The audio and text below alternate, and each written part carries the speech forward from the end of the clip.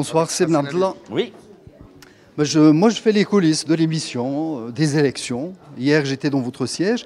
Mais d'abord, je vous ai écouté attentivement. Est-ce que vous ne jouez pas un petit peu sur la victimisation quand même? Ah non, pas du tout. Aucune victimisation. Nous sommes toujours battus au Maroc, même quand les élections se passaient dans des conditions difficiles. Je pense que nous rentrons, nous menons ce combat. Quel que soit le résultat qui sera le nôtre, il n'y aura aucune victimisation. Mais là, à vous écouter, on entendrait presque un langage de vaincu d'avance. Pas du tout, pas du tout, pas du tout. Dire que les autres utilisent trop d'argent. Au contraire, moi je ne cherche pas, c'est pas un langage de vaincu. C'est un langage qui s'adresse aux citoyens et aux citoyennes pour pratiquer leur citoyenneté, l'assumer et venir voter. Je suis dans la nécessité de leur dire, regardez ce qui se passe. Si vous ne contribuez pas, vous êtes une grande majorité, vous constituez plus de 60% du corps électoral et vous allez rester sans voix. Et vous allez renforcer des pratiques qui vont à l'encontre de la démocratie. Mais c'est assez paradoxal. À vous écouter, moi je suis citoyen marocain. Je dis finalement, M. Ben Abdallah essaie de nous dire il y a trop de pourriture dans la politique, trop d'usage d'argent, etc. Au final... Je ne sais pas ce que je dis aux citoyens, moi. Je leur dis, attention, il y a ce genre de pratiques, mais il y a aussi des partis qui se battent, il y a aussi des militants, des militantes, des gens qui portent des valeurs, et ils ne peuvent gagner que si vous intervenez massivement dans le champ électoral. Pourquoi? Parce que ces partis refusent d'adopter les mêmes pratiques, parce qu'à ce moment-là, ce serait une véritable corruption et de l'âme et de l'esprit et des principes qui sont les nôtres. Et donc, le seul moyen que nous puissions, pour que nous puissions nous battre et obtenir des sièges, c'est qu'il y ait une participation large. Donc j'essaye de dire, voilà pourquoi vous devez participer. Ce que vous refusez, ces pratiques que vous refusez, vous devez venir par votre vote, les condamner et dans le même temps choisir ce qu'il y a de mieux. C'est probablement pas le parfait, c'est probablement ce n'est pas ce à quoi aspirent les citoyens au niveau maximal, mais en tout cas, c'est ce que vous avez de mieux à choisir aujourd'hui et nous nous situons en tant que PPS dans ce mieux. C'est pour obtenir des voix que je dis cela. Je mène un combat politique et je leur dis, nous ne pouvons compter que sur vous pour pouvoir être représentés correctement. Voilà, donc ce n'est pas un discours de victimisation ni un discours négatif, c'est un discours d'appel à la mobilisation des gens pour qu'ils puissent intervenir dans le champ politique et pour qu'ils puissent faire entendre leur voix. Alors, j'étais hier dans votre siège et j'ai vu énormément de jeunes travailler pour vous. Ils sont pour la plupart des volontaires, des militants du parti. Beaucoup de militants, beaucoup de volontaires. Si vous gagnez, vous allez les récompenser un petit peu, les payer pour ce qu'ils font? Vous savez, il y a certains d'entre eux sont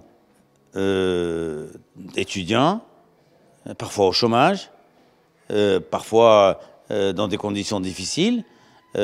Oui, puisque avec le peu d'argent que nous avons, si nous pouvons aider ces jeunes avec des sommes tout à fait dérisoires, oui, nous le ferons avec plaisir. Si vous étiez un parti riche, vous aussi, vous allez trop investir, comme le font d'autres partis, dans les réseaux sociaux, dans la présence au niveau national.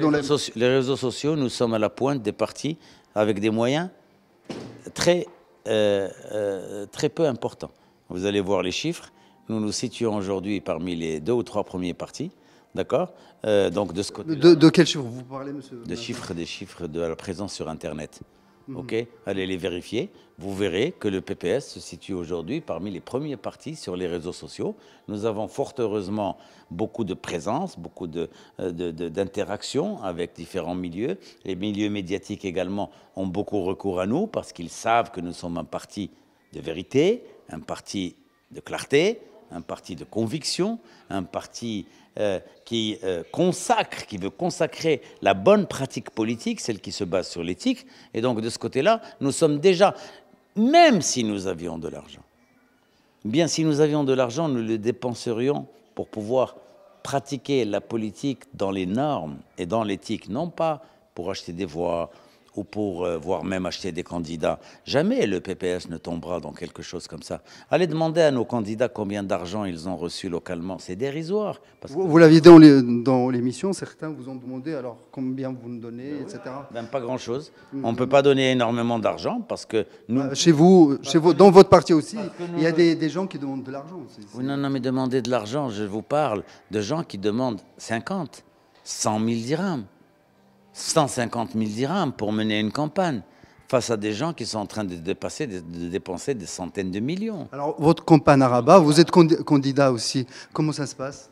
Ben, ma campagne à Rabat se déroule beaucoup avec des équipes qui sont en train de travailler sur le terrain, des militants, beaucoup, un peu partout. Ma campagne se déroule avec des sorties que je vais faire de plus en plus nombreuses sur le terrain, moi-même, parce que je vais aller dans des quartiers dans lesquels j'ai vécu et que je connais depuis 60 ans, parce que je suis de Rabat, je suis né à Rabat, je suis rebâti, etc. Et ma campagne se déroule aussi beaucoup à travers les réseaux sociaux et sur le net. Donc voilà, nous utilisons tout cela et nous avons des équipes qui travaillent. Et tout cela, je peux vous le dire, ne nécessite pas des sommes absolument monstrueuses, non, pas du tout. Vous misez surtout sur le volontariat ou sur Fabor?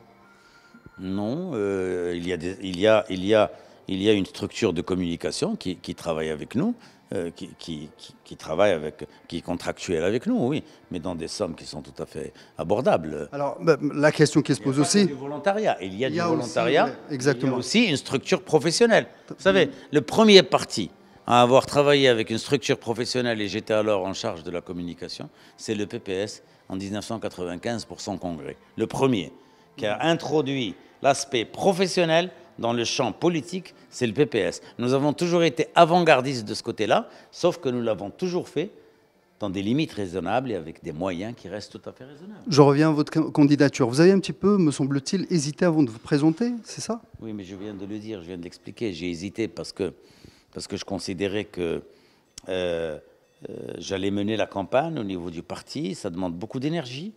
Il faut préparer tout cela. Il faut trouver des moyens financiers. Il faut développer des moyens logistiques. Il faut développer une approche de communication. Il faut aller trouver des candidats. Il faut ensuite aller faire la campagne avec ces candidats. Il faut s'occuper de l'impression de leurs flyers, etc. Et donc je me suis dit, mais vas-tu trouver le temps de t'occuper de ta candidature? C'était juste une question par rapport à la gestion du temps, ou vous ne vous êtes jamais demandé pourquoi moi, pourquoi pas un jeune, pourquoi pas une jeune femme? Mais je me suis largement posé cette question. Et on a présenté des jeunes un peu partout à travers le pays. La majorité de nos candidats sont des jeunes. Il y a beaucoup de femmes. Nous sommes le parti qui a présenté le plus de femmes comme tête de liste. Mais vous êtes la tête de liste. D'accord. Je suis la tête de liste sur 91 têtes de liste. Et je suis le secrétaire général du parti. Et j'ai considéré au bout du compte qu'un secrétaire général de parti, comme dans tous les pays démocratiques, réel, parce que vous avez l'air de sous-entendre que j'aurais dû ne pas y aller. Non. Sans aucun...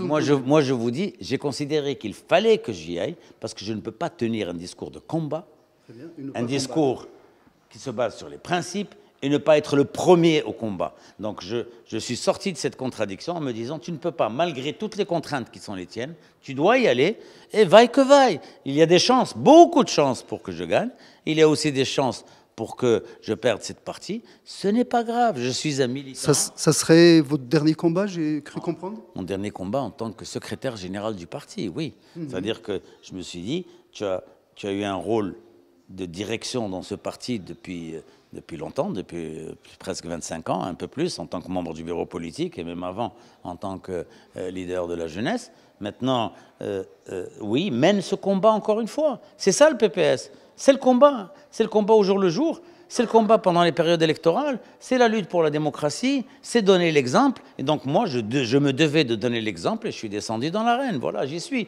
Et puis, je le fais avec beaucoup de confiance. Et dans le même temps, je me dis, d'abord, je pense vraiment que je vais gagner. J'appelle les électeurs et les électrices à répondre à cette candidature et à la soutenir massivement, parce que, très honnêtement, nous avons besoin de militants, nous avons besoin de combattants au Parlement, nous avons besoin de gens qui sont capables de porter des politiques publiques en faveur de notre pays, de défendre la démocratie, de défendre l'égalité homme-femme, de défendre les libertés individuelles, les libertés collectives, de défendre une économie réelle, de défendre le rôle de l'entreprise comme il se doit, de défendre la justice sociale, la protection sociale universelle, une santé publique, une école publique, nous avons besoin de gens qui vont vraiment s'investir là-dedans, eh bien, je pense que mon parti m'a aidé à être ce que je suis aujourd'hui. La moindre des choses, c'est que je sois dans le combat, et j'espère qu'il y aura un répondant de la part des électeurs et des électrices. C'est pour ça que j'appelle, parce que je sais que dans les circonscriptions, il y a une sorte de refus, de rejet.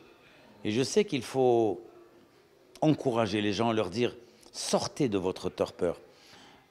Vous en avez marre? Vous refusez un état de fait? Voter, c'est refuser. Et refuser, c'est voter. Et choisissez, faites le bon choix, et choisissez le meilleur. Merci beaucoup, c'est clair. Merci à vous. Bon courage et bonne chance.